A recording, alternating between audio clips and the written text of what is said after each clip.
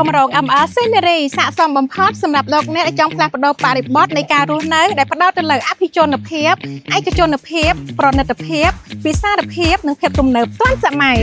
ទីតាំងកម្រងស្ថិតនៅលើផ្លូវ50ម៉ែត្រក្បែរផ្សារទំនើប Eon 3និងប្រលានយន្តហោះអន្តរជាតិដេជោដែលជាតំបន់កំពុងមានសន្ទុះអភិវឌ្ឍខ្លាំងនាពេលបច្ចុប្បន្នបទផ្ទះសុទ្ធសឹងតែជារចនាបថថ្មីស្រឡាងលក់ដាច់ខ្លាំងប្រចាំឆ្នាំ2025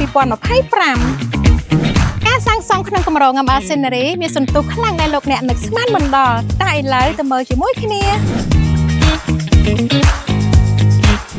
ខ្លោងទ្វារកម្រងបានសាងសង់រួចរាល់សំណង់ផ្ទះមានដូចជា Shop House, Grand Am Villa, Grand L Villa,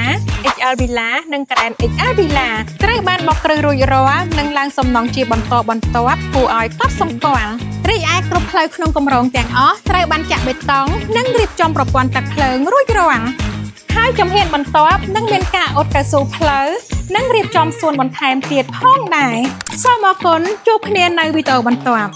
បុរី ML ធ្វើឲ្យជីវិតកាន់តែមានសុភមង្គល